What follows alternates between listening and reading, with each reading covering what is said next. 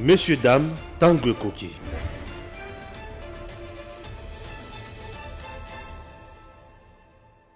Loi électorale en République démocratique du Congo, qui dit mieux? De réforme de gauche à droite, il y a d'autres qui iront aux élections, certains non. On parle de consensus, est-ce que vous êtes d'accord? Répondez à cette question, puisque nous, ici, nous essayerons d'y répondre. Voilà aussi le président de la Chambre basse du Parlement, Christophe Mbosso Nkodia, déjà sur une chaise éjectable. Le député s'est mis déjà à signer une motion contre lui. Le monsieur va partir. Pendant interrogation, on s'est dit... Il y a aujourd'hui Vital Kamerhe qui est déjà de retour après ses différents soins médicaux à l'extérieur de l'Arc démocratique du Congo. Le monsieur est de retour, le patron de l'UNC, ancien directeur du cabinet de son excellence Félix-Antoine Tshisekedi Tshilombo. Parlons également de ces bavures dans la capitale, l'ancienne capitale de la République démocratique du Congo, la ville portuaire de la province du Congo central, la ville de Goma, où un magistrat s'est fait poignarder, donc un procureur qui s'est fait poignarder par un criminel. Malheureusement, le même criminel, au lieu de faire objet d'une procédure pénale dûment organisée selon la loi, bizarrement, le monsieur s'est retrouvé face aux agents du parquet très embruts et très sauvages qui se sont fait justice. Du coup, la justice n'a pas eu sa place. Parlons-en et répondons ensemble avec un invité que vous avez aimé dernièrement. Il nous a été venu pour la première fois et aujourd'hui, c'est la deuxième fois que nous le recevons pour vous. Merci d'être là avec nous et suivre l'élément du début jusqu'à la fin. Bonjour à maître Eric Mbadou. Bonjour madame, bon début de semaine d'après Pâques. Voilà, je vous le souhaite autant. Et aussi à tous les téléspectateurs de Edam TV officiel. Nous parlons des élections de 2023, les réformes. On s'est dit, ça fait rebondir, qui dit mieux, par où il faut commencer. Est-ce que c'est vrai? Est-ce que d'abord nous aurons des élections? Donc, je réitère d'abord le même souhait à l'endroit de tous les chrétiens du monde pour leur dire, bonne fête de Pâques parce que ça continue à courir. Le Christ est ressuscité hier. S'il faut parler en termes... Que le Congo également soit ressuscité. Évidemment, c'est ça le souhait parce que déjà les sommets avaient dit que les pays étaient morts. Alors avec cette résurrection, on l'espère bien pour les pays aussi. Bon, déjà commençons par les élections seront ressuscitées. Oui, j'ai fini aussi avec les amis musulmans qui, je pense, ont fini leur ramadan aussi. Et qui, comme on dit, alhamdoulilah, donc que Dieu soit loué pour eux aussi. Alors, merci beaucoup. Ouais. Pour aborder la question des élections, d'abord d'entrée de jeu, je vais vous confirmer devant votre plateau ici que la solution au problème des Congolais n'est pas électorale. Aucune élection dans ce pays amènera une solution dans ce pays. Pourquoi ce monde n'est jamais amené la solution? La solution pour les cas congolais, c'est la prise de conscience, que les Congolais puissent bannir la peur, que les Congolais redeviennent patriotes comme ce fut le cas à l'époque de Mobutu, les nationalistes. Et c'est ça l'équation à décorer et à mettre en place pour que ces pays puissent décoller. Les élections, opérationnellement parlant, moi à mon sens, personnellement, je dirais, dans le contexte des choses ici, c'est purement formel. C'est juste pour asseoir les semblants de démocratie que nous voulons avoir et puis voir dans quelle mesure fructifier cela dans les jours à venir. Mais pour revenir à votre question sur la loi électorale, je suis de ceux qui soutiennent le consensus. Le consensus. Consensus. Pourquoi ne pas aller à la réforme? Pourquoi seulement le consensus? Non, tous les voix doivent être entendues. Vous ne voyez pas que ça serait empêcher l'organisation des élections? Non, non, le problème, ce n'est pas un empêchement. D'abord, ce qui est vrai en 2023, on n'aura pas de bonnes élections. Ce qui est vrai, opérationnellement parlant, objectivement parlant. On n'a pas fait des avancées, il n'y a jamais eu recensement, il n'y a jamais eu audit du fichier électoral, il n'y a jamais eu tout ça. C'est-à-dire, nous sommes en train d'aller vers tout ce que nous avons décrié des deux premiers cycles. Il n'y a pas de différence. Là, on est en train de forcer la note parce que les autres veulent. Il y a des gens qui ont des intérêts cachés derrière cette histoire d'élection. Donc, c'est-à-dire, en termes de confort, si je peux dire, en termes de bonnes élections, il n'y en aura pas en 2023. Ça, il faut oublier. Je pense même que ça sera pire. Parce que le contexte actuel se montre très aggravant que les tout derniers, bien l'autre là. Donc déjà, d'entrée de jeu, il faut se rassurer déjà qu'on n'aura pas de bonnes élections. En tout cas, si pas des élections à égal avec les élections passées, on aura plus pire que les élections passées.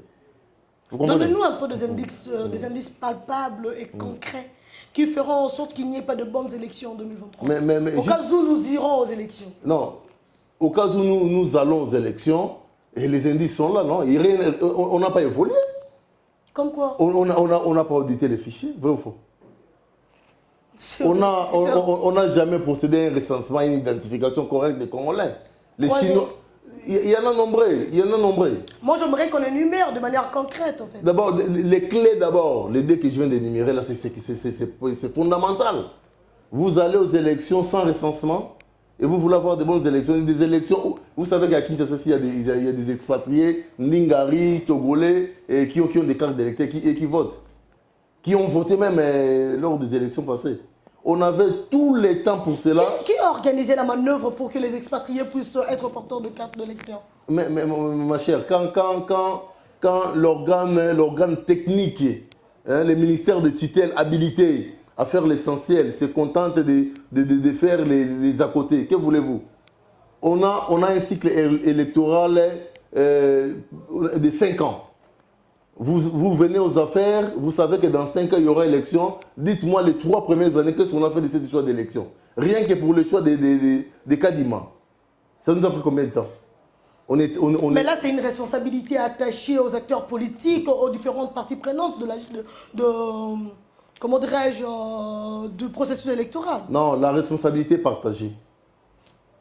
Vous savez, à la maison, quand les choses ne marchent pas, c'est papa les problèmes.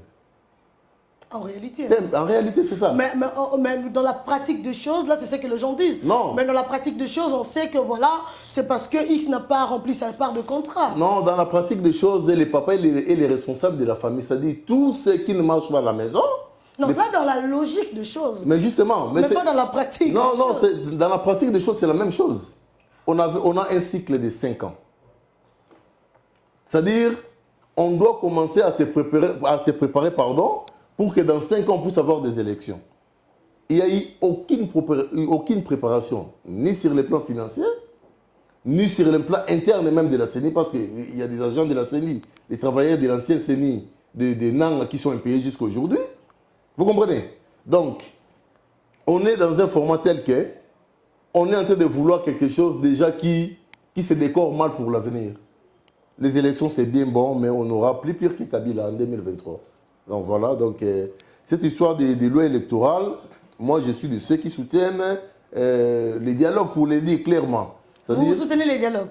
Je les soutiens, bien sûr. Avec quoi comme résultat à la fin? Non, arriver à avoir... Puisque vous voulez le consensus, non. Ce serait quoi le corps de votre consensus? Non, arriver à avoir une loi non individualisée. C'est ça le consensus? Non, des suites de ces consensus-là, voilà. On puisse avoir des textes, un fond de textes plus ou moins à 70% et accepté de tous. À quoi ça va servir individualiser le format d'une loi pour des intérêts partisans d'un groupe et pour qu'à la fin ça puisse dégénérer des disputes. Et là on n'aura plus l'élection en 2023, vous êtes conscient? Non, moi je suis déjà de ceux qui disent que ces élections, il faut attendre les pires. Ça ne sera pas mieux que celui de Kabila, le sénateur à vie pour qui j'ai beaucoup de respect. Maître Rick. Oui. Oui, madame. Seulement, je voulais dire aussi, je voulais revenir pour dire que les élections, dans le contexte congolais, en termes de préparatifs, ça n'a pas de sérieux. Ça n'a pas de sérieux. On est là, prompt à préparer le concert de J.B. Mpiana et Werason Wenge Musica et on prend des dispositions, mais pour la nation, pour des grandes questions de la République comme les élections, maintenant, on se réveille à quelques mois. Hein. C'est à quelques mois qu'on commence à bouger les choses. Et pourtant, on a eu 3 ans d'avance où on pouvait ne serait-ce que canaliser les fonds des RAM pour ces élections. Ne serait-ce que les RAM. S'il vous plaît, oui. Le RAM ne pouvait jamais organiser les élections. Mais, attendez. Vous parlez de millions alors que pour les élections, il faudrait de milliards. Non, écoutez. Kabila a organisé des élections sans apport extérieur, vrai ou faux? Non, je vous pose une question. C'est vrai que les questions sont à vous. Non, s'il vous plaît. Un devoir de rappel seulement que... Moi j'aimerais vous poser maintenant une question. Tout à fait. Vous savez d'où vous venez cet argent? pour la tenue des élections de 2018? Lesquels? Non, puisque vous parlez de Kabila qui a organisé des élections Tout à fait. sans apport extérieur. Tout à fait. Vous connaissez maintenant d'où est venu cet argent à l'intérieur? Des poches des Congolais, des contributions des Congolais. Non. Bon, évoluons, c'est... Non, attendez, madame. Répondez quand même, répondez. Il n'y a pas à mystifier. Non, rien n'est à mystifier, c'est vrai. Que, parlez, les Congolais peuvent avoir la réponse. D'une opinion officielle, nous savons tous que les Congolais ont organisé les élections avec les moyens de bord qu'ils ont eu. Félicitations à tous les contribuables de l'Arc démocratique du Congo qui avaient organisé les élections de 2018. Non, c'est très mal dit. C'est très mal dit de votre part. Il faut dire félicitations à tous les misérables contribuables congolais. Ah, je devais vraiment nuancer. Hein. À tous les misérables contribuables congolais qui se sont sacrifiés de manière à organiser les élections passées, les élections de 2018. C'est à force de peine que les Congolais arrivent à contribuer. Il faut voir le pouvoir d'achat, il faut voir le niveau de vie. Et quand les pauvres Congolais misérables là contribuent, c'est dans les poches des gens pour détourner. Et après les détournements, ce sont des libertés provisoires qui ne font que pleuvoir. Bon, les détournements n'ont pas commencé aujourd'hui, seulement qu'hier c'était un peu cacheté. Aujourd'hui nous parlons du détournement comme si on parlait de la récitation de ma mère. Qu'est-ce qui est mis entre... femme noire, attends ma mère, je pense à toi et comme ça. Qu'est-ce qui est mis entre terre, cela, et puis révéler cela pour vous frustrer encore? Qu'est-ce qui est mis entre elles? On dit que tout ce qui est révélé est condamné, maître. Vous n'êtes pas au courant. Mais il n'y a pas de condamnation pour ces cas. Qui est condamné pour avoir détourné? Citez-moi un seul nom. Non, ce n'est pas à moi de citer quand même. Vous pouvez citer des noms. Si j'arrive à citer même un, je quitte l'émission. Il n'y en a pas. Il n'y a que des grâces et des libertés provisoires pour les détourner. Mais on est là, non? On est au Congo.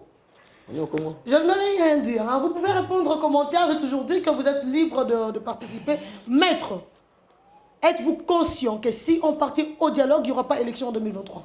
Non, moi, d'entrée de jeu, je vous ai dit ici, madame. Non, vous parlez de bonnes élections. Non. Moi, je veux que vous me dites clairement que vous êtes conscient qu'il n'y aura pas élection en 2023. Non, je vous ai dit ceci d'entrée de jeu. La solution au problème des Congolais à l'ère des choses n'est pas électorale.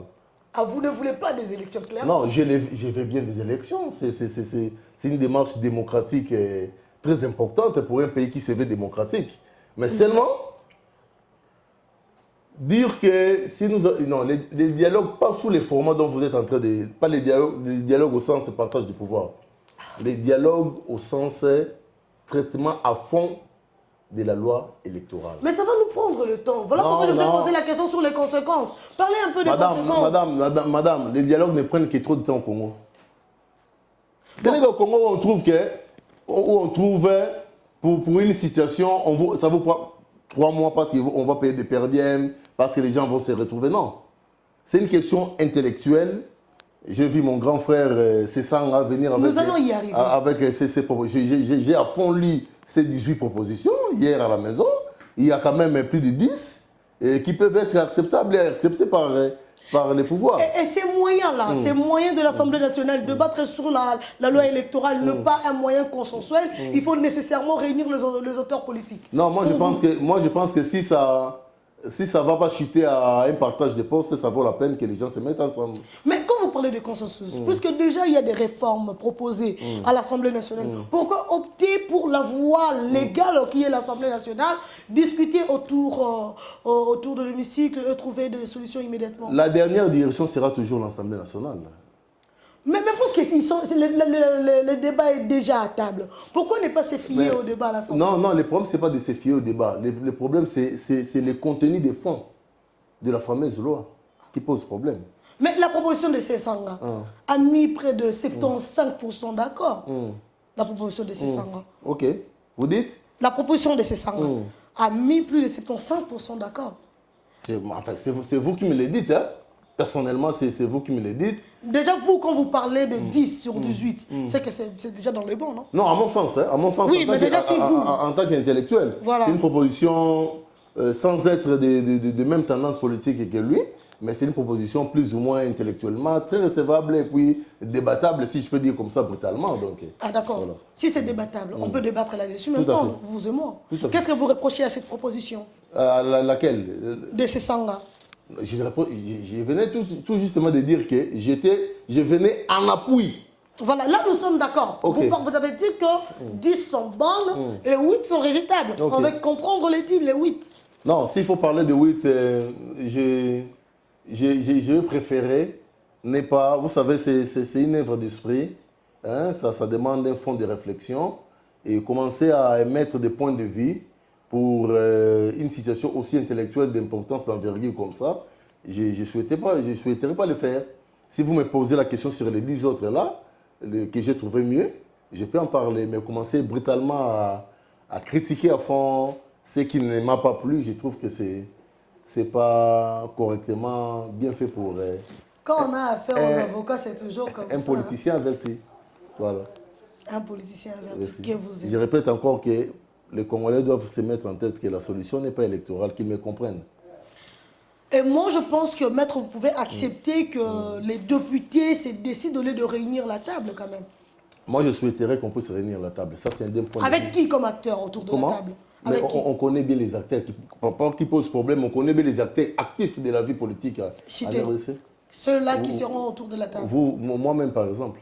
Vous serez autour de la table. Et je souhaiterais qu'on puisse appeler les indépendants. Parce qu'aujourd'hui, nous sommes dans une configuration de quotas très dangereux pour le pays.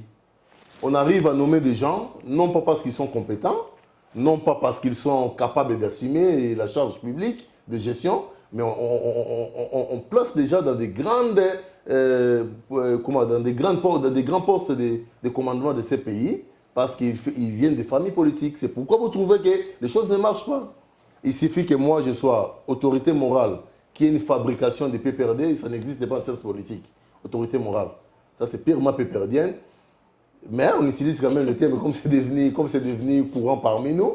Hein, comme je suis autorité morale et que vous êtes ma fille, vous avez une licence en économie ou bien une licence en agriculture. Et comme le quota du commerce extérieur, c'est le quota de mon parti politique, je vous prends, je vous place. Avec tous les dangers que peut courir la République. Bon, maître Eric Mbadou, vous serez autour de la table, discuter consensus. Il y a Fayoulou. Martin Fayoulou. Pour ne citer que cela, Jean-Pierre Bemba et voilà. Voilà. Et les autres. Et Joseph Kabila Kabange. Tout à fait, s'il sera... Delis Sanga. Automatiquement. Claudel Loubaya. Non, pas lui. À mon sens. Noël Tchani, Modian Vita. Non, très loin d'ailleurs. Lui... Enfin, je ne suis pas en train d'écarter les gens, je ne suis pas arbitre, mais à mon sens déjà... Marie-Josée Ifoko. Non, on peut se limiter là. Marie-Josée Ifoko. Non, là je ne sais pas. Mais en tout cas, pour les cas, Noël Tchani, c'est la merde. Marie-Josée Ifoko. Comment? Mais il est congolais, il est éligible pour participer aux assises. D'accord, Seth Kikouni.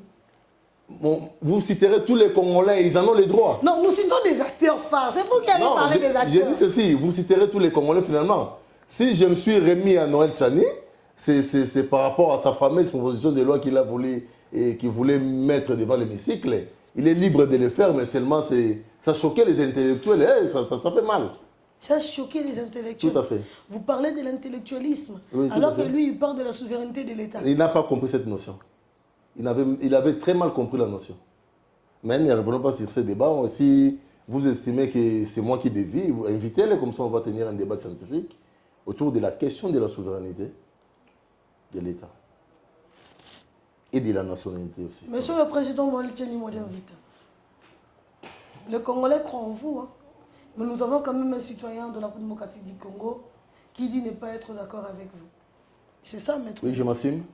Sérieusement. Il ne va pas sortir debout autour de ces débats. Vous savez que sa proposition a deux parties? Moi, je ne parle jamais sans aborder le fond de quelque chose. C'est-à-dire, je lis, je sais en quoi m'en tenir s'il venait ici. Entre parenthèses, on peut revenir, non?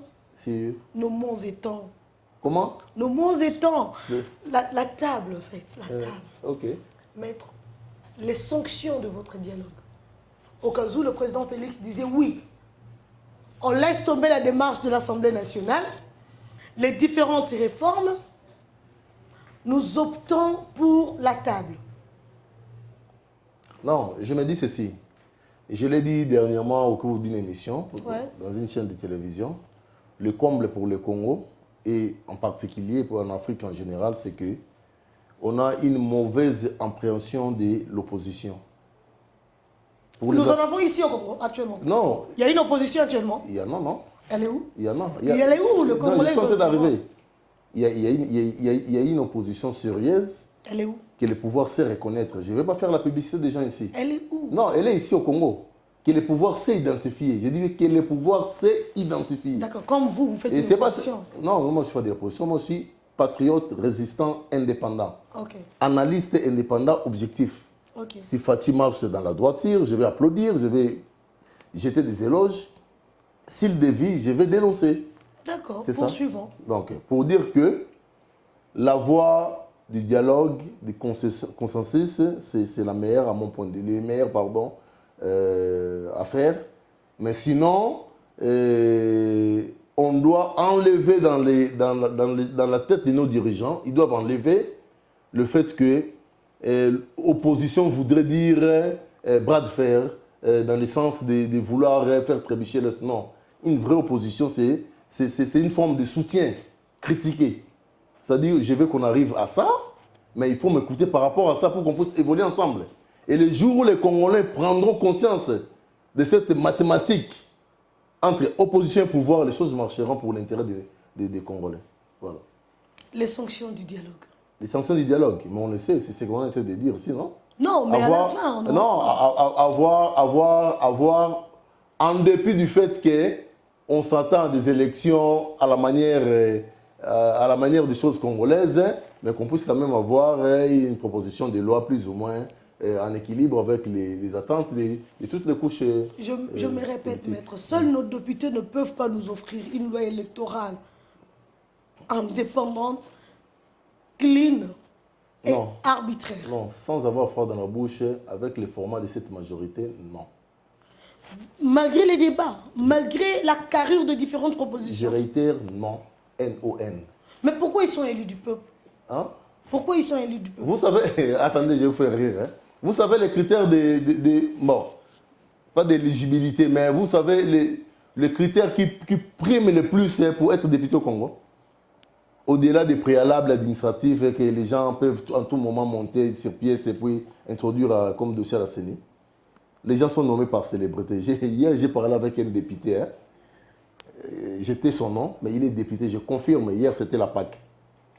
Hein? Hier, c'était la Pâque. Je m'assume, au nom de Jésus-Christ que j'ai pris. Il m'a tenu un Français à telle enseigne que j'avais une de mes collaboratrices à mes côtés qui commençait à me faire des gestes aux pieds. Je vous dis, quittons les milliers, quittons. Je vous dis, même pour me remettre l'argent pour des transports, parce qu'il voulait me donner un petit transport là, je vous dis, il a caricaturé une phrase incroyable. Et je pense même pas que mon premier fils à la maison peut aussi chouer en français comme ça pour ça. Donc c'est pour dire que... Un député national? National. Je pèse mes mots. National. Très écouté de son contrée. Pourquoi? Parce qu'il fut, je ne sais pas moi, fils d'un notable du coin. En reconnaissance des bienfaits de son père, on l'a voté. Et sans niveau, il est en train d'aller discuter sur des lois qui doivent gérer la nation. Vous voyez là où on amène le pays?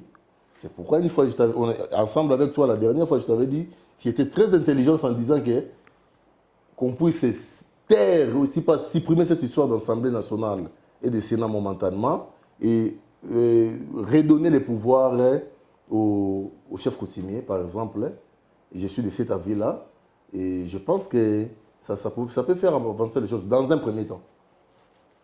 Parce que c'est vraiment du toy-boy. Ce n'est pas tout le monde qui est appelé à voter une loi, hein, ma chère. Il y a une technicité de loi. Ce n'est pas en vain qu'on nous appelle avocats juristes. Ce n'est pas en vain qu'on vous appelle... Ce n'est pas que vous êtes un peu jaloux? Non, pas comment jaloux. Jaloux, je serai massivement élu en 2023 à Matete comme député provincial. Vous allez venir, vous allez assister au scénario. Tous les sens... Vous êtes connu chez vous? Très. Comme le Christ disait, connais-toi toi-même. Moi, je me connais. Parce que vous faites quoi? Comment? Vous faites quoi chez vous là? Parce que je montre à la population en général et aux... Comment? Mais quand on est ici, on est en train d'éclairer la population. Ok. Justement, non? On est en train de montrer à la population que la solution au problème des Congolais n'est pas électorale. Ça va rester dans les têtes des Congolais. C'est ça que vous faites chez vous? Tout le temps, au prix des risques. Comment vous les faites? Mais comment on fait les choses à Kinshasa? Non, dites-moi, c'est moi qui pose des Les questions. Christ est prêché partout. il est entré dans des marchés, il est entré dans des coins. Et si je fais comme le Christ pour la politique congolaise, qu'est-ce que ça fait? Même là où les jeunes jouent au jeu des dames parce qu'ils n'ont pas d'emploi, parce que le ministère des tutelles n'a même pas un programme pour réduire même d'1% le taux de chômage. Vous venez dans des milliers de dames et jeux de 6, vous abordez des questions politiques et vous sentez des répondants en ces jeunes. Il leur manque seulement les coups de pouce de l'État pour qu'ils puissent être utiles, très utiles pour la nation. Maître, le PPRD a quitté la salle pour ne pas débattre autour de la question de la loi électorale. Le PPRD exige le consensus. Comme moi. Vous êtes dans la même logique qu'eux. Tout à fait. La même démarche. Vous êtes sûr que le consensus que vous demandez, c'est le même consensus du PPRD? Non, le problème ce n'est pas un problème de fond qu'eux envisagent. C'est un problème de forme. Même le consensus, c'est formel, non? C'est formel d'abord, non? Vous savez pourquoi j'ai insisté sur les sanctions? C'est-à-dire? C'est à cause de Mobile. Mobile, c'est-à-dire? Vous pensez que vous êtes le même Mobile que ceux-là qui demandent? Non, si c'est vraiment un débat républicain qui va se poser autour de la question, il y aura des convergences. À moins qu'il y ait d'avis partisans dans le sens de vouloir protéger ça et là. Mais d'un point de vue patriotique, intellectuel, un débat de fond amènerait à des convergences. Ça, je confirme. Vous avez tantôt parlé de l'audit du fichier électoral. Oui. Ça vous prendra combien de temps? C'est pourquoi je vous disais avant. C'est-à-dire, on est en train de faire route ensemble, mais par moment, vous restez un peu... Non, vous ne pouvez pas faire route ensemble avec moi. C'est pourquoi j'étais en train de vous dire... Moi, je fais route avec la vérité, pas avec vous. Non, tout à fait, tout à fait. Moi maintenant, je suis là, au nom de tous les peuples congolais, comme une incarnation de vérité. Parce que là, je ne suis pas en train de tabler sur des... Comment? Je ne suis pas en train de vouloir caresser les gens qui nous suivent. Encore moins charmer les oreilles des gens. Je suis en train de dire justement cette vérité-là. Je vous ai déjà prédit en avance, au début de cette émission, qu'on n'aura pas de bonnes élections avec le format actuel. Le temps est devenu tellement serré que nous allons faire les choses pour le faire. Alors, s'il faut revenir, si nous voulons de très bonnes élections, il faudrait d'abord le recensement de la population, l'audit du fichier électoral, ça nous prendra du temps. On a maintenant le choix entre sauver les meubles et garnir les meubles. On a le choix entre reporter les élections... Tout à fait. Tout à fait. Je ne mâche pas les mots. On a le choix entre reporter des élections pour de très bonnes élections. Vous connaissez les conséquences qui vont s'en suivre. Il faut un partage de pouvoir que les autres entre... Ou encore... Non, c'est un partage de gâteau effectif. Ou encore, on a des élections, mais des élections taillées sur mesure. Ah ben c'est ça. Attendez un peu. Maître. Oui. Vous êtes conséquent. Oui. Qu'avec l'homme politique congolais, actuel, je ne parle pas du futur, puisque jusqu'à nous n'avons aucune nouvelle classe politique, ce sont les mêmes qui ont géré hier, qui gèrent aujourd'hui. Vous le savez mieux que moi. Vous êtes acteur politique et vous savez observer le jeu. Ok. Cela veut dire que si on allait au consensus, nous aurons le même résultat de tout le précédent consensus. Je dis ceci. Vous êtes conscient? Non, comment? Et que si on allait au consensus avec la même classe politique, nous aurons le même clause de tous les consensus passés. N'oubliez pas, les mêmes causes produisent le même effet. Non, c'est-à-dire, je suis très content qu'au regard des réalités sociales, hein, au regard du vrai temps de jeu politique actuel, les esprits se sont quand même réveillés. Il y a eu... Je vous dis sincèrement, seuls les imbéciles ne changent pas. On peut être mauvais aujourd'hui, devenir bon demain. On peut être bon aujourd'hui... À l'égard du pouvoir. Je vous dis, je répète et je réitère que seuls les imbéciles ne changent pas. C'est-à-dire, on peut être mauvais aujourd'hui, devenir bon demain. On peut être bon aujourd'hui, devenir mauvais demain. C'est-à-dire, l'homme politique congolais a mis un peu de pas. Parce que maintenant, la population congolaise n'est plus dupe. C'est une population politiquement... Mais vous vous êtes suivi, quand vous m'envoyez des liens YouTube, ici, c'est des moments, ça me dépasse. En moins de quelques heures, les gens suivent des émissions. Et c'est pareil. Les gens zappent dans les maisons pour suivre c'est quoi l'actualité politique. Et ces politiciens savent maintenant à quoi s'attendre comme répondant si on ne fait pas les choses comme le peuple veut. Mais vous l'avez vu avec Ram, non? Comment ça bardait? Mais ça sera plus pire avec cette loi électorale. Où l'on cherche à gonfler même, soi-disant, la caution pour les postes de vice-président de la République. Non, c'est pas, entre guillemets, hein, je suis en train de dévoiler un peu, c'est pas intéressant. Hein, pourquoi ramener les choses, entre guillemets, je ne confirme pas, à au-delà de 100 000 $ pour que nous autres ne soyons pas candidats? Tous les Congolais dignes de ce nom sont éligibles à cette fonction. Ce n'est pas une fonction spéciale. C'est une fonction ordinaire comme tous les autres, mais investie de beaucoup de pouvoirs au sens de gérance. Donc, on peut avoir madame comme présidente de la République, comme candidate aux échéances à venir, comme maman Olive Lembe est en train de vouloir nous faire croire déjà par ses gestes. Parce que vous en parlez, qu'est-ce que vous y pensez d'ailleurs? Elle est éligible, il n'y a pas de problème. Ah, elle est éligible? Mais tout à fait. Définissez-nous un peu les critères de l'éligibilité dont elle être Congolais, la Constitution le dit clairement, non? Seulement, hein? Tout à fait. Le tout premier des critères, c'est être Congolais. Non, deuxièmement. Ne pas être sujet à des condamnations, avoir un casier judiciaire propre. Oui, c'est ça. Elle remplit. Elle remplit. Mais au sens des choses, à ma connaissance, elle remplit, non? Parlons un peu de l'angle un peu social. Qu'est-ce que ça dirait dans la société? Non, ça va pas avoir de résonance. Ça confirmerait sûrement le jeu démocratique, non?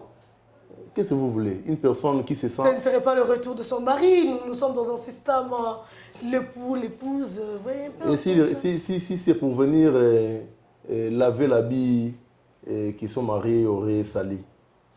Ah, dans ce sens-là, vous dites? Non, je pose la question parce que vous m'avez posé, non, c'est pas grave, vous m'avez posé une question. Si ça ne prendrait pas la forme d'un des retours de Joseph Kabila. Et si jamais il venait pour, après ces temps de pause, consciente des réalités, revenir pour faire avancer les choses, en quoi ça dérange? Si les Congolais en seront bénéficiaires, en quoi ça dérange? Même un diable au poste du chef de l'État congolais, si les Congolais arrivent à être soignés gratuitement, à faire étudier bien ses enfants, avoir avoir des routes en état, même les diables seraient acceptables. C'est comme dernièrement mon vieux oisier me disait, et je le suivais, il disait, même jour Satan en bas là, voici ça les avides. Oh, ça dit même les jours où Satan s'est marré, les gens viendront dans sa salle pour l'applaudir Kabali. C'est pour dire que même si on nous mettait un gourou au sommet de l'État, mais s'il arrive à répondre aux besoins des Congolais, on va l'accepter comme tel. Parmi les propositions à l'Assemblée nationale, le seuil électoral. Oui, si je l'ai même retrouvé dans les 18 propositions de ces 100 là pour qui je suis entre guillemets de trop faire la publicité ici. Bon. C'est même faire la publicité, en fait, c'est juste la proposition la plus longue et un peu trop pragmatique face à la réalité. Et ce n'est que normal qu'on en parle. C'est la seule proposition qui fait débat. Tout à fait.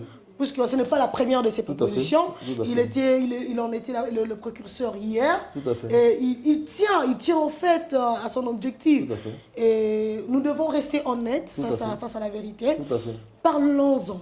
C'est très important puisqu'il y a ceux-là qui en parlent.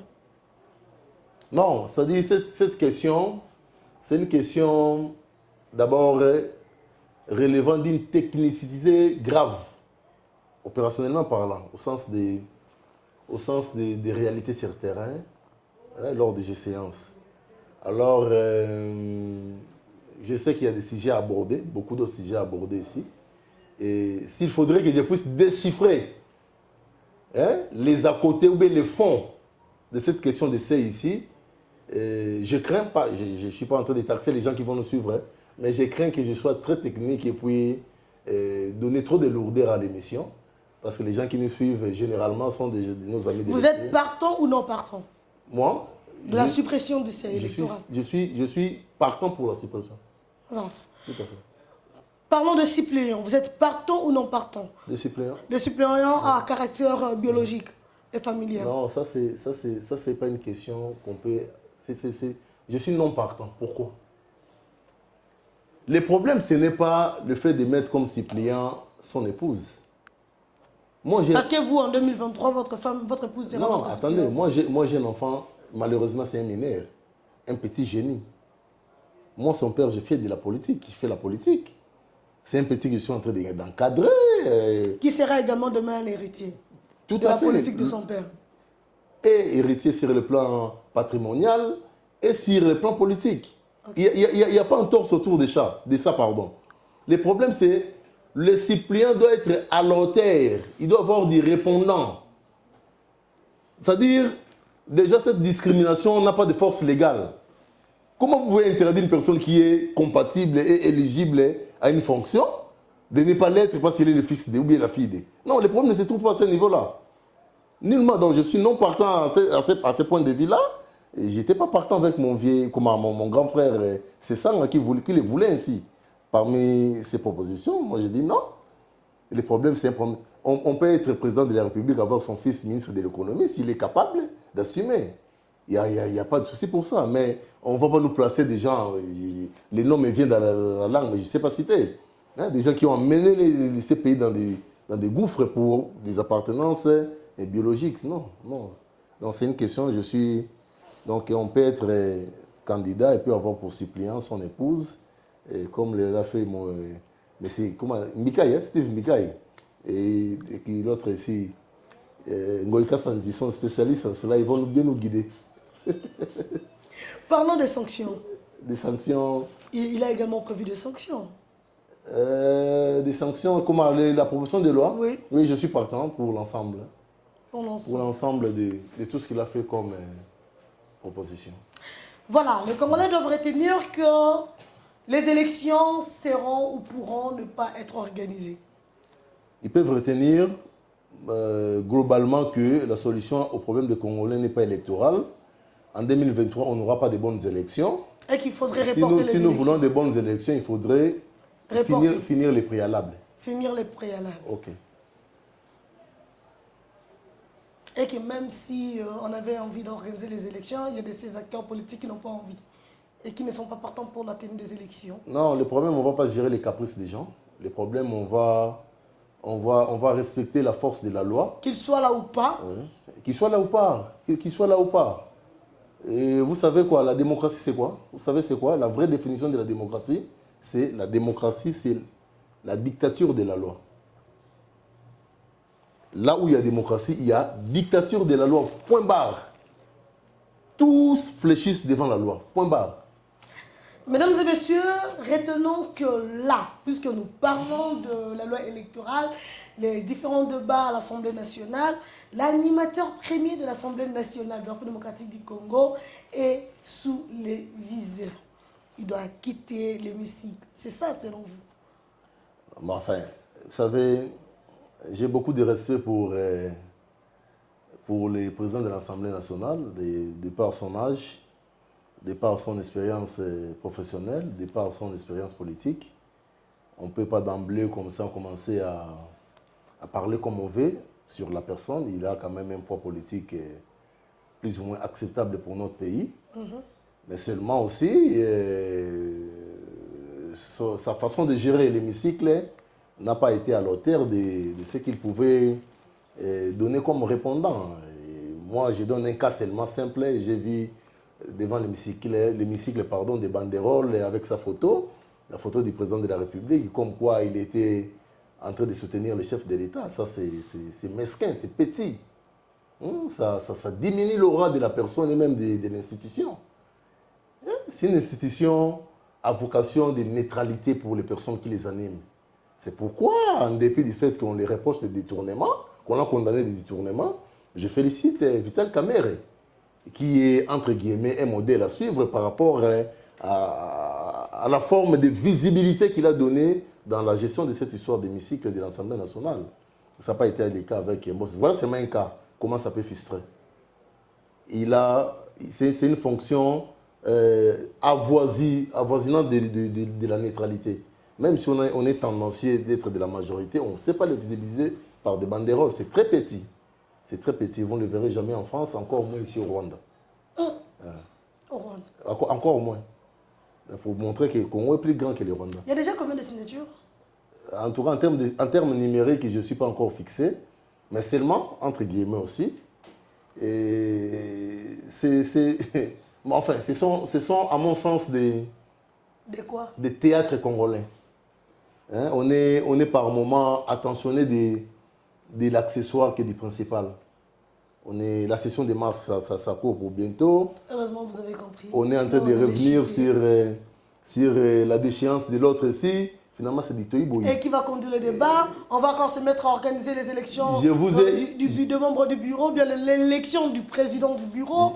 Ne serait pas vraiment retardé. Je vous ai fait une illustration d'un cas d'un député dont j'étais le nom ici. Imaginez maintenant qu'il soit à 100 dans l'hémicycle et ils comprendront les choses comme nous comprenons, moi et toi. L'autre élit, je ne sais pas moi, en Ngandajika parce qu'il était footballeur. L'autre élit dans un coin de la République parce qu'il savait bien manipuler la machette. Et tous se retrouvent dans l'hémicycle pour traiter d'une question aussi importante comme ça. Vous imaginez la taille des réflexions? Moi, je ne sais pas si vous le voyez aussi comme moi. N'est-ce pas inopportun cette motion contre Mbosso? Cette pétition contre Mbosso? Oui, à mon sens, inopportun parce que ça cache des intérêts partisans, des gens qui veulent autre chose que lui. Ça vise la personne, hein, ça vise directement la personne comme individu, comme physique.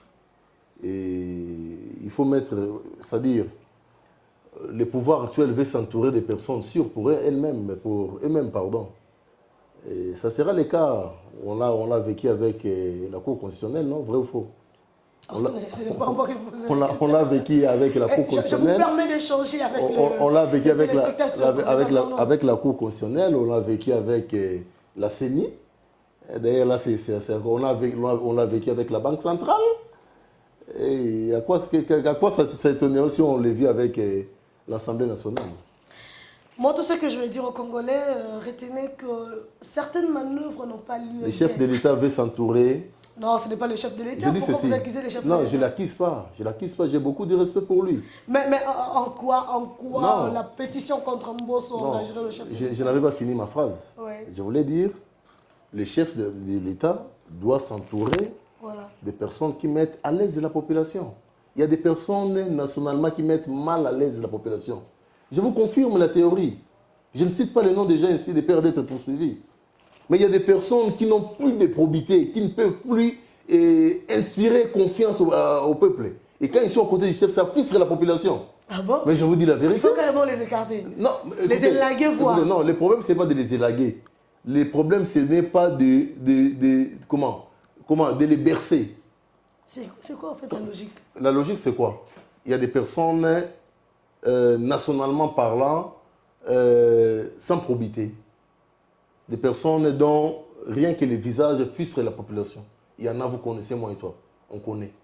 Alors, pour ne pas jouer sur le mental pour ne pas jouer des réflexes des Congolais à l'endroit de ces gens-là, il serait mieux de ne pas les visibiliser autour du chef. Vous comprenez? Aujourd'hui, bon, les noms me viennent, mais je ne sais pas citer. Vous comprenez? Vital Kamerhe, le président de l'UNC, le partenaire premier du pouvoir de l'UDPS. Aujourd'hui, nous avons un président de la République, compagnon d'élu de l'UNC. Quand je parle de l'UNC, je vois directement son président national, Vital Kamerhe. La première victime de l'état de droit. Oh, vous êtes sûr? Vous savez, Vital Kamerhe a battu campagne aux côtés du président Félix Antoine Tshisekedi Tshilombo, hier candidat président, avec un discours clair. Restaurer l'état de droit. Ils ont le pouvoir.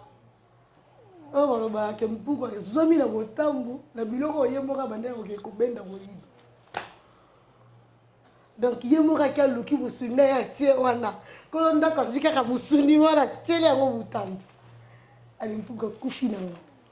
l'état de droit a fait de Vital Kamerhe la première victime. Le fameux procès 100 jours. Ça a connu tout ce que vous avez connu comme tournure. Vous le maîtrisez mieux que moi d'ailleurs. À un moment, Vital Kamerhe a obtenu une liberté provisoire et une autorisation de sortie pour ses soins médicaux. Aujourd'hui, Vital Kamerhe est de retour dans son pays. précisément dans la capitale de la République démocratique du Congo. Maître Eric Bila. Non, d'abord, au-delà de tout, je rends grâce à l'Éternel pour son état de santé. Amen. Parce que c'est un humain. On ne peut pas lui en vouloir jusqu'à la vie. Amen. Donc, et ça, c'est vraiment humain. Hein? C'est vraiment humain, ça.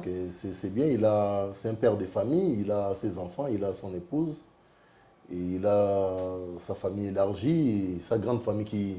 De surcroît responsable d'une plateforme politique. Donc, c'est-à-dire on ne pouvait pas trop lui en vouloir jusqu'à la mort. Et la preuve en est que Dieu seul qui est maître de la vie et de la mort en a décidé autrement.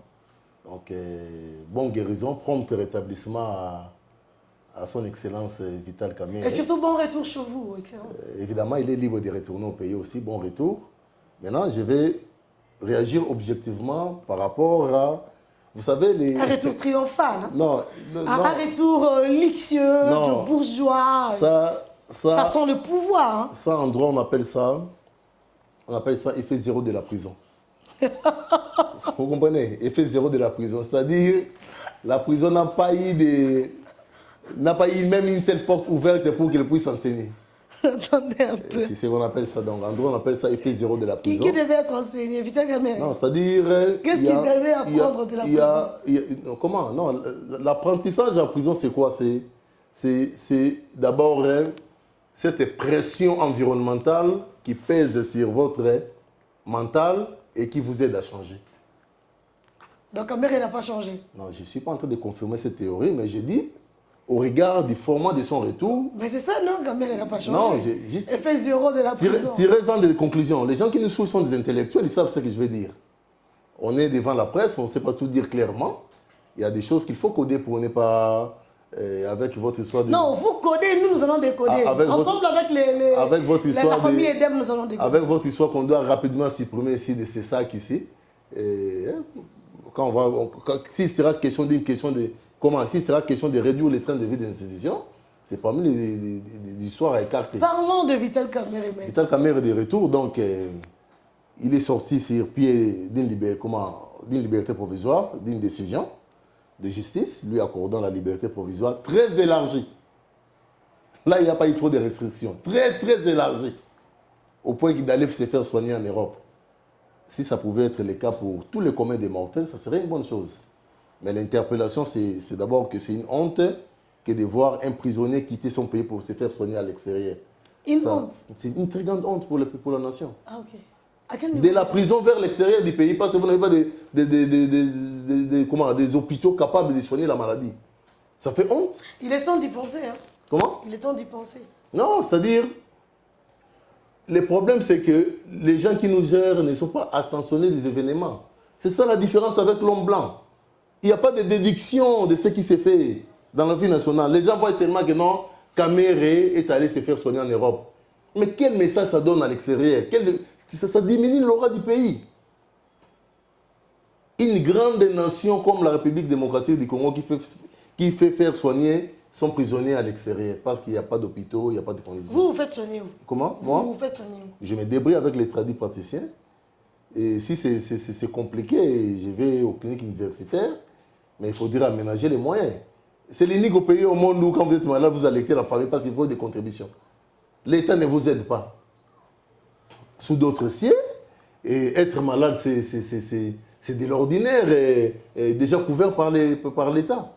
Il n'y a pas d'assurance. D'abord, on n'a même pas de carte d'identité. Comment on va avoir des cartes pour les assurances maladie? Ça veut dire quoi le retour de Kamerhe? Non, ça veut seulement dire que la justice doit continuer à faire son travail. Normalement, il doit rentrer en prison, non? Normalement.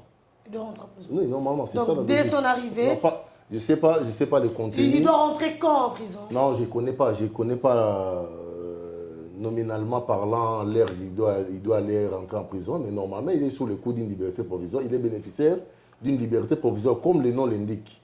C'est-à-dire, si les fins pour lesquelles il était allé en Europe, au terme du contenu de cette décision, sont arrivés à terme, sa place c'est la prison, et puis la justice va continuer à faire son travail. Donc, entre-temps, le jugement du second degré a été annulé.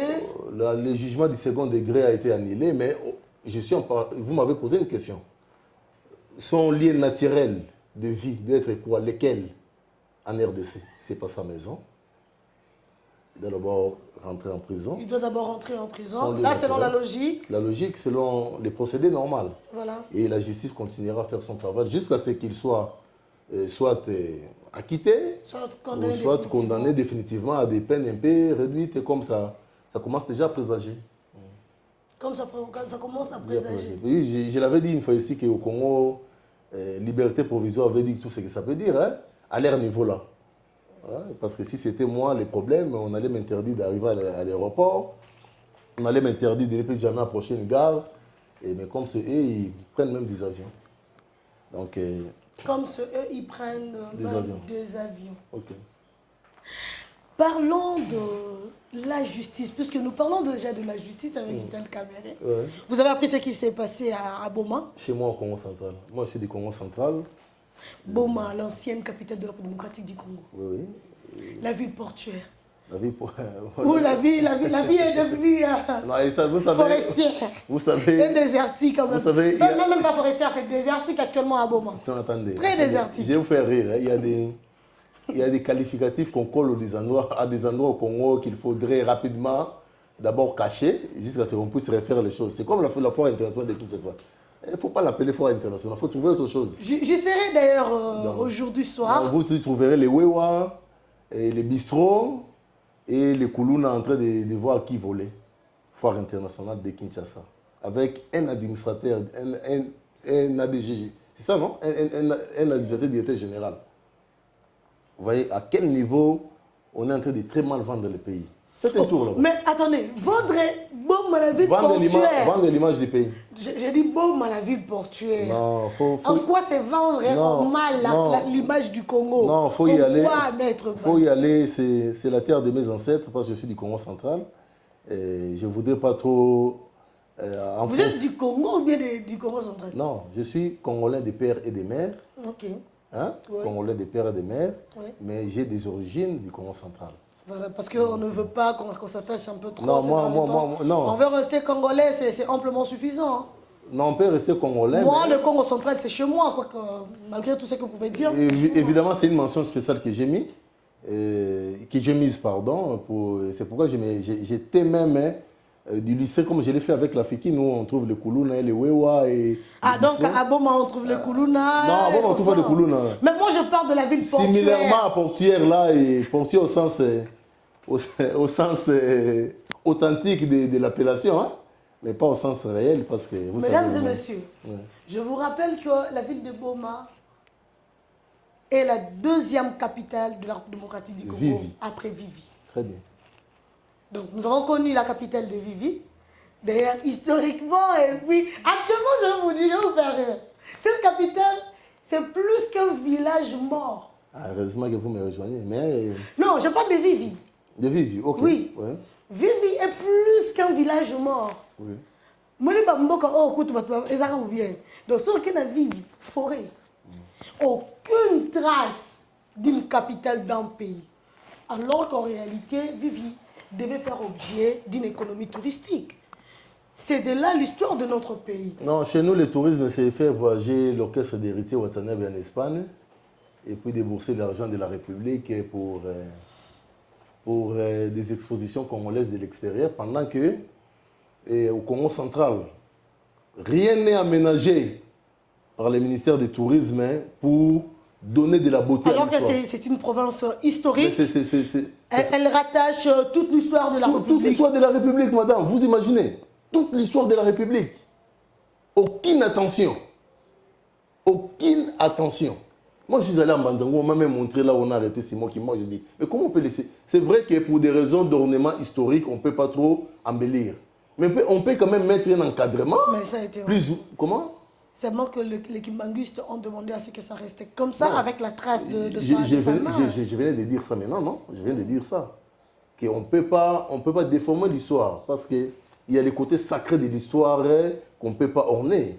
Mais évidemment, mettre un confort d'accueil tel que, et ça donne de l'aura à l'endroit. Il n'y en a pas. Vous avez vu la prison? J'ai vu, mais... Vers le baobab de Lucas? J'étais là.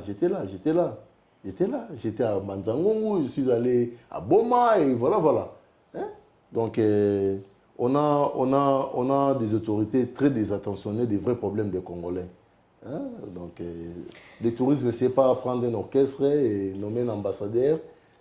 J'aime beaucoup Héritier Watanabe. Hein? Et c'est parmi des musiciens que j'apprécie. Il sait chanter, c'est un bon chanteur, c'est un monsieur social. Mais comment la flèche est jetée à l'endroit des... Mais si on l'amenait quand même au Congo central, ça serait bien. Puisqu'on l'a amené à l'Espagne... Le problème, ce n'est pas de faire aller jouer les musiciens détourner. d'autrui qui cherchent sa vie. Commencer par aménager l'endroit et appeler les musiciens jouer. C'est ça la Et démarche. ils feront une économie. Comment?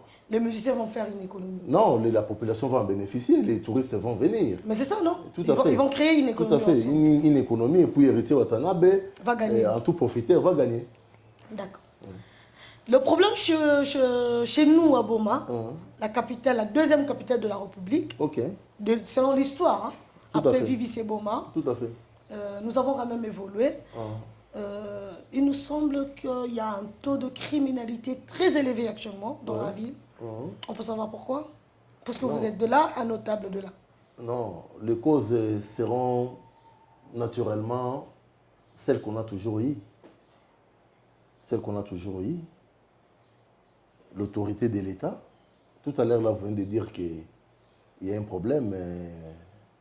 À Boma, on a failli poignarder le numéro 1 de la justice. On a failli ou il a été poignardé? Il a été, quand je dis failli, c'est-à-dire Dieu l'a donné la vie sauve. Et failli au sens extrême, qu'on voulait lui tuer. Ok. Et puis, voilà quoi. Vous vous imaginez.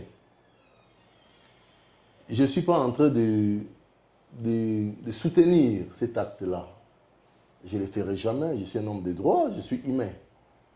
On ne peut pas admettre de tels actes. Peu importe le contenu qui est poussé la personne et les criminels à aller vers son acte, on ne peut pas tolérer des trucs comme ça.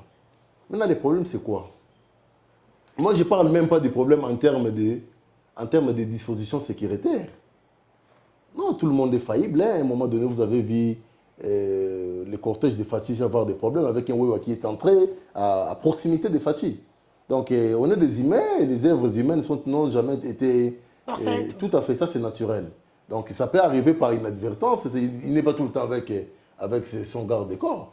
Donc, de ces points de vue-là, je préfère taire ma langue.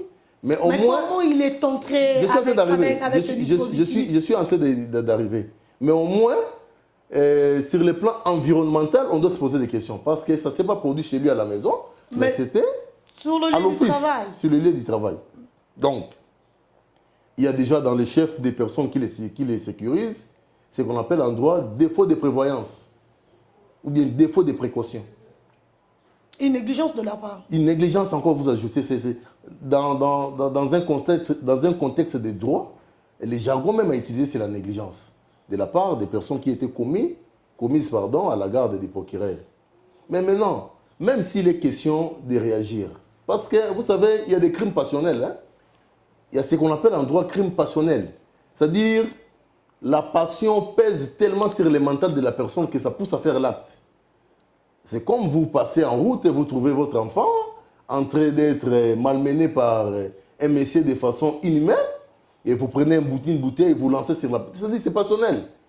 Parce qu'il s'agit de votre enfant. Il s'agit de votre enfant, ça dérange les sangs dans le corps. Alors je ne sais pas le vrai mobile qui a poussé la personne à aller agir comme ça à l'endroit du procureur. Et fort malheureusement, on ne peut plus en savoir plus. On peut plus en savoir plus. On peut plus en savoir plus. Sûrement qu'il y avait un mobile. C'est qu'on devrait en réalité découvrir. C'est qu'on devrait en réalité découvrir et chercher à découvrir s'il y a moyen. Subitement, je sais qu'il y a des réactions aussi passionnelles qui peuvent surgir quand on agresse les chefs. Il s'agit de son chef direct, puis le numéro 1, le passionnellement parlant, même quand ces gens seront déférés devant la justice, et ça doit contenir le sens des circonstances atténuantes d'une entrée de jeu. Pas pour les tout. Parce que même s'il s'agissait d'un cas de légitime défense, la défense doit être proportionnelle à l'attaque. Mais là, qui Non, est venu il y a- faire légitime défense? Personne. Non, Ils non. ont riposté au Non, contraire. justement, la légitime défense, c'est justement cette riposte-là, non? Non, mais une poste encore. Non, écoutez. C'était pas instantané. Non, vous avez vu, on a vu tous les vidéos, non? Comment la personne était tabassée. Oui. C'est-à-dire, du moment où on les tabassait, il était déjà maîtrisable, non? Ouais. Mais oui. Tout ce qu'on pouvait le faire, c'est d'abord les maîtriser. D'entrée de jeu, les premiers coups, les premiers gestes physiques, c'est tout à fait normal. Parce qu'il faut chercher à maîtriser la personne qui est armée. Et il était seul. Il était seul. Mais quand vous êtes déjà nombreux, vous arrivez à les faire asseoir. Le reste des coups qui s'ensuit, ce n'est plus de la légitime défense. C'est maintenant l'expression d'une justice privée. Voilà. Une vengeance. Une vengeance. C'est là où ça fauche. C'est là où ça fauche. Nous voulons vraiment qu'il y ait une justice équitable pour tous. Je ne condamne pas les criminels, mais aussi je vous ai fait mention d'un élément important, c'est la notion des crimes passionnels. On ne sait pas c'était quoi. Aujourd'hui, sur Top Congo, j'ai suivi une émission, d'ailleurs, Christian Lusako était lui-même sur place là. Il parlait d'une maman qu'on a ravié, une Jeep, c'est vraiment au niveau des matades, des services, des douanes et consorts. Et la maman était en train de se plaindre en plein radio comme ça. Il explique des choses aussi claires qu'il était en ordre, hein, mais il se pose la question pourquoi il se retrouve dans une situation où on ne veut pas lui libérer son véhicule. Vous comprenez? Donc ça dit, une personne peut se dire, bon, finalement, avec les peu de moyens que j'ai ici, tout ce qu'on est en train de me faire voir, je ne vais pas gagner parce qu'ils sont plus forts que moi. Entre guillemets, je ne confirme pas cette théorie. Je n'arriverai pas à tenir face à ces gens. Alors, bon, j'ai fini la chose, je vais les poignarder. Ça peut arriver. Il y a ce qu'on appelle la démence. Une personne peut avoir été à l'heure de la commission de faits dans un état avoisinant la démence. Il y a beaucoup d'éléments. Tout ce qu'on devait faire, c'est t'aider, maîtriser la personne, l'amener à qui des droits. Et surtout que le procureur n'avait pas perdu la vie. Tout à fait. Les déférer, il était encore vivant. Les déférer devant la justice. Donc, la justice devra interpeller toutes ces personnes-là qui ont fait partie de cette histoire-là pour qu'ils puissent clarifier les choses et puis établir les responsabilités. Mais humainement parlant, que son âme repose en paix. Et là où il est, que la terre de ses ancêtres puisse facilement l'accueillir sans trop de jugement.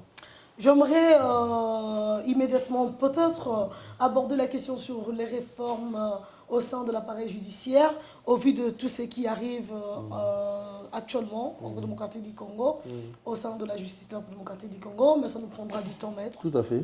Mais sinon, la meilleure des réformes, elle est d'abord intérieure, mentale, dans le chef de tous ceux qui sont accompagnateurs de cette justice, avocats, huissiers, procureurs, tous. Chacun, agents de police judiciaire, tous ces mondes-là. C'est un problème de conscience. Il faudrait... Vous savez, quand vous faites un métier pour lequel le début est conditionné par un serment, vous êtes lié et par Dieu et par les hommes. On ne prête pas serment pour être mécanicien. Hein? C'est ça. On ne prête même pas serment pour être aviateur. Or, c'est très grand. Mais on prête serment pour juger des problèmes des gens. On prête serment pour défendre des problèmes des gens. Et pour toucher à la vie des gens. Et pour toucher à la vie des gens. Donc, c'est le cas des médecins. Des militaires. C'est-à-dire, quand vous faites un travail qui est assermenté, il faudrait, en plus du côté humain, voir Dieu qui est regardant de vous pour ce travail-là. Donc, nos amis magistrats, moi-même, je suis avocat, et tous ceux qui forment un corps avec nous, tous ceux qui travaillent par serment, les chefs de l'État et consorts. Exactement. Donc, on doit travailler avec conscience. Merci beaucoup. Nous sommes vraiment à la fin de ces numéros de séjour avec Maître Eric Bilambadou, le futur élu de la ville-province de Kinshasa. J'espère que vous ne ferez pas partie d'une dynamique quelconque au gouvernorat. Non, pour ne pas sacrifier les intérêts de Kinois. Non, je ne vais pas trahir la beauté de cette émission en commençant déjà ma campagne, non. Non, vous ne faites pas campagne. C'est juste nous voulons nous rassurer de nos futurs candidats. C'est une forme de campagne aussi. À l'heure où nous parlons, je ne vais pas tomber sous les coups de ces pièges. Seulement, je confirme aux Congolaises et Congolaises que je suis éligible pour toutes les fonctions de la République. La dernière question. Joseph Kabila Kabange, candidat président ou candidat député en 2023? Kabange, Joseph Kabila. Oui. Candidat président de la République ou candidat député national? Je ne sais pas répondre à sa place, mais au sens des textes, au ça sens marche des pas. textes, oui. Ça ne marche pas. Ni pour l'un, ni pour l'autre. Non, pour les deux. Pour les deux. Au sens des textes, ça ne marche pas pour les deux. Merci à vous tous qui nous avez suivis. Messieurs, dames, Tanguy Koki.